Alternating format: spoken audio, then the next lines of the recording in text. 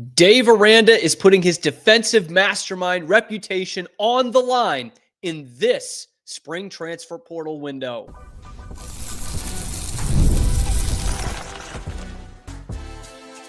You are Locked On Baylor, your daily podcast on the Baylor Bears. Part of the Locked On Podcast Network, your team every day. Hello there, Bears fans. Welcome to another episode of Locked On Baylor, brought to you by Amazon Fire TV Stick. I'm your host, Cam Stuart of ESPN Central Texas and The Cam Show on Rogue Media Sports Network. Appreciate you guys making this your first listen today and every day. And today we are going over the aftermath of the Baylor Blitz, what used to be known as the spring game until it wasn't a game anymore, and now they just need to think of a new name for it every year. The Baylor Blitz. We heard from Dave Aranda afterwards, and he laid out what that strategy is going to be in this spring transfer portal window and what Baylor needs to add to their team to make this championship level going into the fall. Plus, they've said they've already improved on an area that I think is very crucial for them to succeed. We'll tell you how they've improved. And the NFL draft has come and gone. No Bears once again, only the Chicago ones.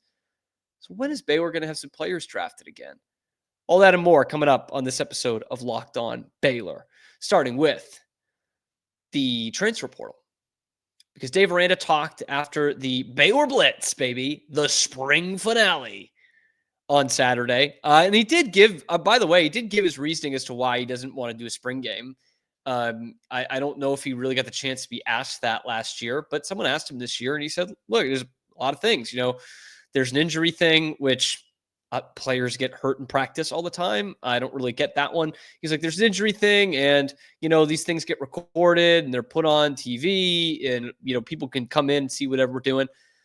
I understand that. I think the transfer portal is probably the biggest reason, and he didn't say that. I think some other coaches might, and I don't blame them for that. You know, it might be seen as a way of holding down players, but as we've talked about on this show before, like, you know, your fourth or fifth wide receiver catches 3 long balls and a touchdown in the spring game. And it might not mean much to us because we're like, yeah, he's not going to be a starter anyway. But now he can put that on tape and he can go into the portal, and someone else who's desperate for a number 3 receiver can go and pick that kid up. And so that's not someone you were supposed to lose. Now it's like, you know, who do I put out there? We need these guys to get some reps, but every rep goes on tape. And so I do understand it. I think it's kind of rubbish. I don't like not having spring games, but that's just the way it is. And as we've said on the show before, more and more coaches are going to start to do that. Just be ready for that. And after practice as well, Dave talked about the transfer portal and how it's been pretty fruitful for them so far on the defensive side of the ball. He went on to say he's looking for more on offense, actually. They plan to go heavy on and aggressive on offense. It just hasn't worked out yet. They've got a lot more defensive guys. I would play you the audio, but it's absolute garbage. I don't know what Baylor Athletics did, but the audio is absolutely terrible, and they're the only source that has it. We will play one from a different part of it in the second segment of today's show. But Foster Nicholas, always on the scene, had the tweet out there that I'll put on the screen for YouTube. Dave Aranda said the team has had to start the spring transfer portal window playing defense rather than offense. That means keeping guys in here. We're going to talk more about that later on in the week. But now the offense, the team plans to add a wide receiver. Now on offense, the team plans to add a wide receiver and a cornerback and a nose guard and offensive line depth in the spring transfer portal window. And I said on the show Friday that corner is somewhere you're going to need to add some depth. You know, obviously I've talked about it time and again. That was the part of your team, and specifically the part of your defense that was really getting exposed down the stretch, and specifically in that Texas Bowl against LSU. You know, your quarterback threw for 500 some odd yards, and you lost by 2 scores. You know, that's not a place you should be at. That was the Big 12 10 years ago, not what it is now. It's not Art Briles. It's not Matt Rule. It should be somewhere in between, right? And defensive backfield, certainly a place where they need help. They have some unproven guys back there. Caden Jenkins was off and on last year, and he needs to be kind of the leader of that group. You went out and you got Calvin Simpson-Hunt from Ohio State at cornerback. You got Devin Turner at safety. But there's still some pieces that you can add. And I would think with a new defensive backfield coach in there and Paul Gonzalez, cornerbacks coach, that you would expect that to come on down the line. So some of the guys in the portal, some names, some tangible names that Cam Stewart of Locked On Baylor is going to give you. Emmanuel Karnley is probably the best available in the portal right now. He is a Big 12 guy. He was playing at Arizona last year, went into the portal right after the season, committed to Miami. So technically he's a Miami Hurricane, but he's already back in the portal. This is one that Baylor's not that we've seen shown any interest in. The kid's visiting Auburn. He just visited Auburn, actually. It was the end of last week. So he could well be off the table. Luke Williams from Purdue. This is one of those, you know how I always break down these portal kind of lists here of some of them have had talent, or I should say they all have talent, have been on the field, have accomplishments, have played, have a lot of games under their belt, and they're looking to take that next step, versus the kids who were big time prospects, didn't get a lot under their belt, and are looking for a new home. I think Calvin Simpson-Hunt would fit into the latter. So would Luke Williams from Purdue. He did not play this year. He's a freshman, but was a top 20 corner in the nation, according to On3, going into this season. Is more Big Ten countries from Illinois, so it's not like that natural pipeline, not like Jordan Sanford from Texas Tech, who has played a couple of years, former 4-star prospect, only made 10 tackles this year, so did not appear a lot for the Red Raiders. He's from Arlington, and somehow, some way, as a 4-star prospect out of high school, did not get an offer from Baylor, at least according to 247. Had offers from, obviously, Tech, SMU, some other Big 12 schools, including TCU. That's important. You know why? Because that would have been Paul Gonzalez at TCU. So maybe there's a little something there. That's a kid who hasn't played a lot, but again, big-time prospect, like Calvin Simpson-Hunt, just needs a change of scenery. But the guy is Brian Nelson of North Texas. That's the name. That's the guy to keep an eye on. That's the one to have circled if you're a Baylor fan. He's a local kid, Pearland, Shadow Creek High School, which Baylor's recruited pretty well the last couple of years. And he has played. He was first team All ACC, All AAC. There we go. First team All AAC by the College Football Network. He led the conference, and of course, led the team and tied for second in the conference with 4 picks on the year, 3 pass breakups, 53 tackles. So big time player at the Group of 5 level.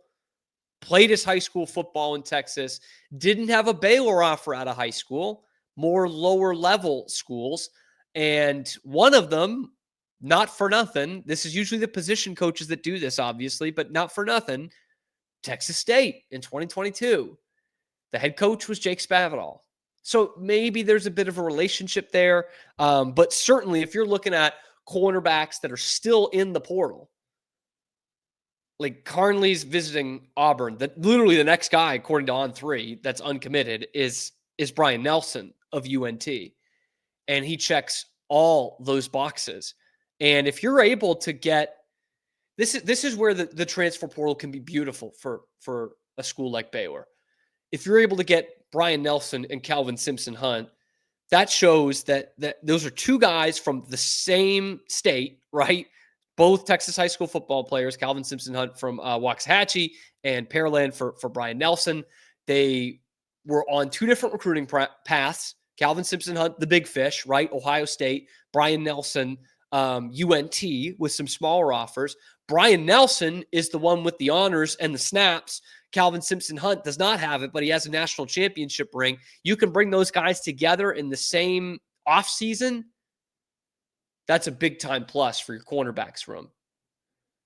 So don't be surprised if some of these younger guys that haven't played a lot are the ones that Baylor targets. But Brian Nelson, as a redshirt freshman, so plenty of eligibility left, that's the name. That's the guy to keep an eye on. We're going to look at the other position groups that Dave Aranda talked about. We're going to look at them later on this week to see just how Baylor is going to attack the transfer portal as we get into the nitty-gritty of the spring window. Coming up, Baylor's not going to need to dip into the transfer portal for one position group. At least that's what they say. That's coming up next on Locked On Baylor. But first, a word from our friends over at FanDuel. You might know them as America's #1 sportsbook. The NBA playoffs, they're here, folks. They are well in here and in full swing. And FanDuel is giving new customers an incredible way to get in on the action. Right now, when you join FanDuel and place your first $5 bet, you're going to get $250 in bonus bets if that bet wins. Okay. I love how easy it makes this. Okay, it's so easy. Even I can win money off it. I'm picking my favorite team to win, or I'm also diving into the prop bets that go on throughout the season. The player props, love those, especially come playoff time. And after the game tips off, you can combine those prop bets into a same game parlay for a chance to win big. So don't miss out. Head to fanduel.com and claim your $250 in bonus bets today. Once again, fanduel.com, $250 in bonus bets. Claim it today. We had the 3 questions on each side of the ball on Friday's show. So if you didn't see that, you got caught up in the weekend, check that out too for the 3 questions that I had on each side of the ball as we close out spring football here. And one of the major ones on the defensive side was the pass rush. Okay, this has not been a pass rush that's been up to snub the last couple of years. It has not. And it has really damaged Baylor's defense as a whole, not just the front 4 or the front 7. Please excuse this because you're going to get most of the gist here, but I can't fix this. There's only one audio source of this press conference, and it's Baylor, and it sounds awful. But here's what Dave Aranda had to say about that particular position group and that pass rush. I think our pass rush vastly improved. I think Emmanuel and Fobbs and just the work that we were doing there. K3, I think, you got to add the guys that are returning as well, but they can win, and they won pretty consistently in pass rush situations. So we tried to get them as many one-on-ones as they could, and I think really it's a game changer for us. Nothing helps your coverage more than a pass rush, and we were able to get that. And so I'm excited about how that can look coming up in fall. It's like Dave took the words right out of my mouth from Friday's show. I said, really, it's the defensive backfield. That's what's been exposed. But it's been exposed in large part because you have not been able to get a finger on the passer the last 3 years. In fact, of all Big 12 teams, Baylor's second to last in total sacks since the start of the 2022 season. They only have 65 sacks in that span in 3 years. Iowa State, wildly enough, is the one that's below them with only 55, so down by 10.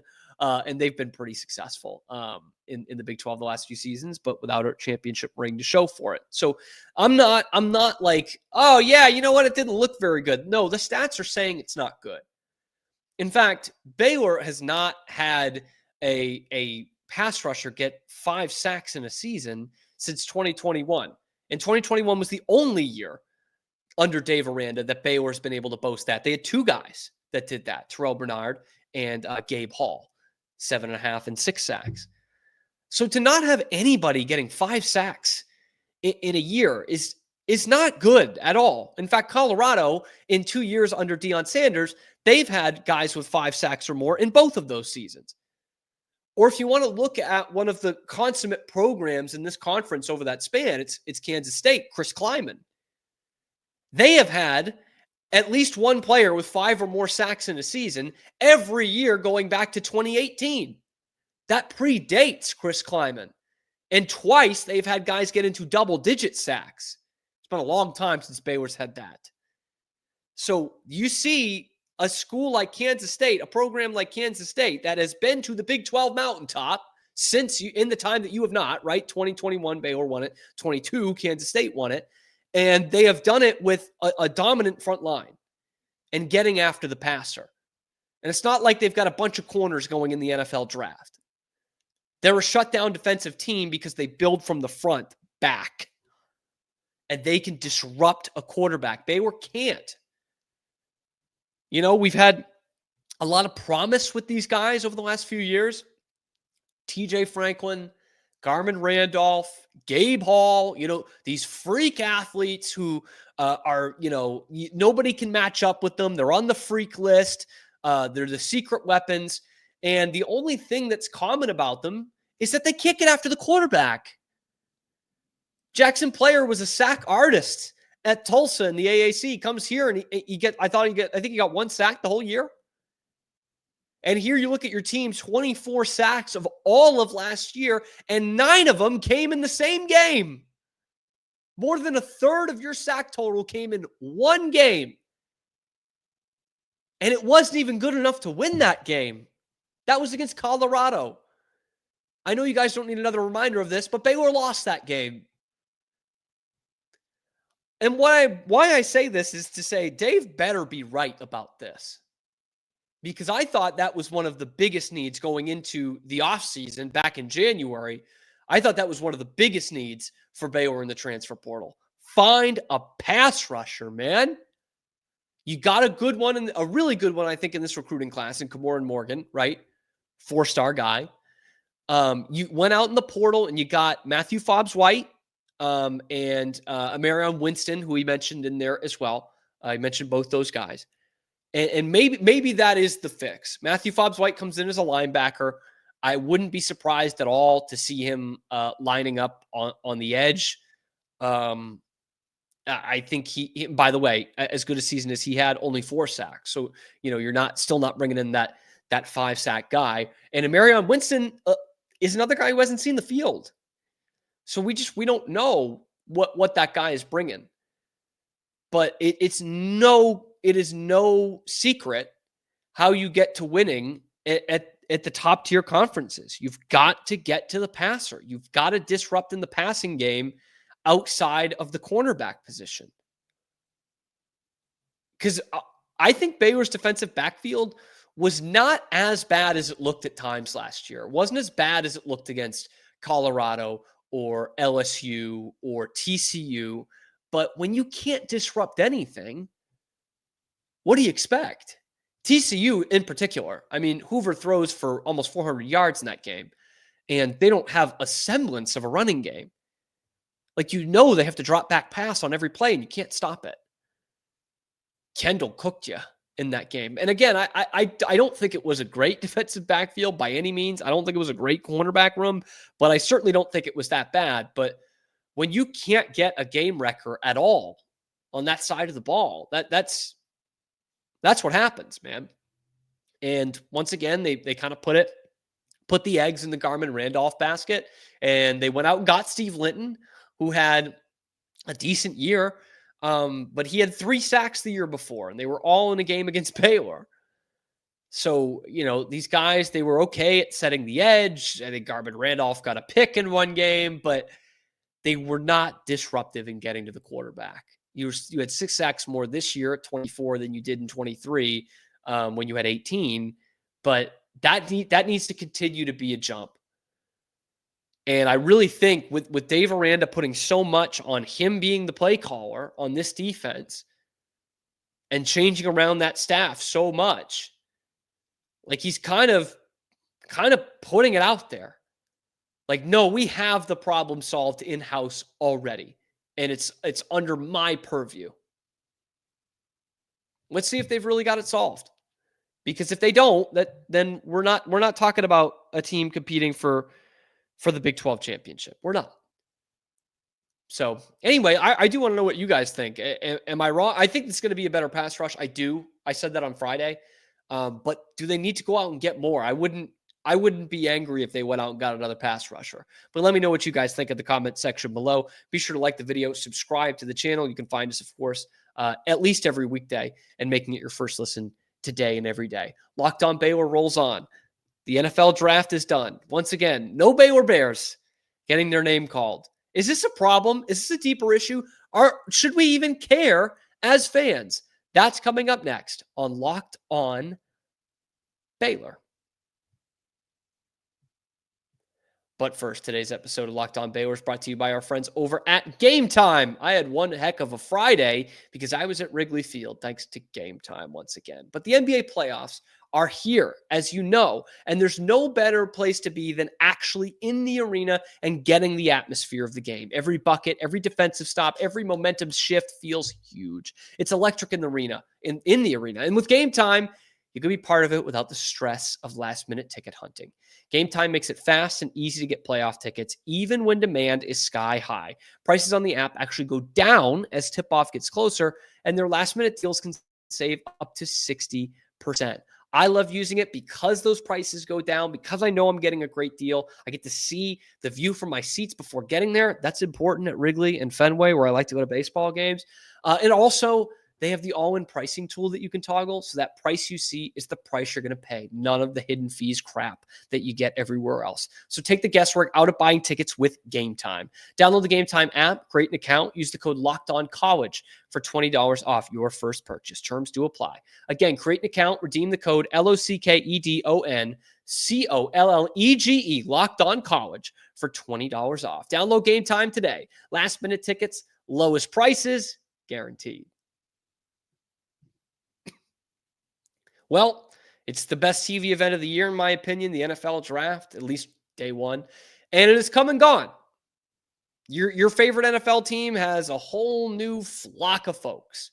And the only Bears being announced at the NFL draft were the Chicago Bears, because Baylor was shut out for the second year in a row. And that's obviously not a huge surprise. We knew that there weren't, great draft prospects going into this one. But of course, congratulations to all the guys that got signed. Matt Jones got signed to the Raiders. Trevor Ma'ai to the Raiders as well. Monterey Baldwin to the Dolphins. Boy, did you love seeing a speedster like that in Mike McDaniel's offense, and if I'm missing any of them, please forgive me. DeQuan Finch should have declared. I mean, he might have got picked before Shador did. I'm being serious with that. But I was talking with some Baylor friends over the weekend, and they were kind of split on this. One of them was like, I don't care if Baylor players get drafted. I don't care if they do well in the NFL or not. The other was like, it's kind of embarrassing though. Like, Baylor should be putting guys in the NFL. That was always something they were doing. Even in lean years, they weren't shut out every year. I remember my freshman year, 2016 draft, there was, I want to say, 6 or 7 Bears taken. And even as recently as 2022 draft, I think there was 6 or 7. And that does make it fun. It adds to the video that they play during the games. And it is a source of pride for fans to some extent. But where it's really important is you want players drafted in the NFL so that you can show your prospects that, your recruits, your portal prospects, your high school kids. Like that is what those kids are going for. And some of them also want to compete for championships. And that's great. But let's be real. They don't want to make it to the NFL. That's why they're playing football, man. Especially, I mean, of course, the big ticket recruits, right? They want to see who can get them to the NFL. And Dave Aranda has put guys in the NFL, but not at this stop. There's not been a single player that Dave Aranda has recruited at Baylor that has gone to Baylor and gotten drafted into the National Football League. Hasn't happened. He's had a couple guys drafted in his tenure. All the guys from 2022, William Bradley King in the 21 draft. But it goes to show, once Dave Aranda started getting his players in here, all of a sudden they're shut out in back-to-back drafts. Nobody. Not even a Mr. Irrelevant in there. And that's what high school prospects and transfer portal prospects are looking at. They're like, hey, it's all well and good to play in a nice stadium and have a good defensive coach and potentially play for a Big 12 championship in a good year, but I want to make it to the NFL. And right now, Baylor's looking like a program, and under Dave Aranda's tutelage, that doesn't put guys in the NFL. And that's frightening for the long-term prospects of recruiting here. These players, some of them want to compete for championships. A lot more want money. Some want both, but they all want to play in the NFL. And right now, Baylor's not able to offer that to them. And I think it's actually especially intriguing for the portal. I've said Baylor, since the start of the transfer portal, I've been saying this, Baylor should be a premier destination for guys who are doing well at the lower levels, which we have seen. Baylor has been really good at recruiting that. and 4 or 5-star guys at SEC schools who can't find their way onto the field. Calvin Simpson Hunt, Big Ten school, same thing.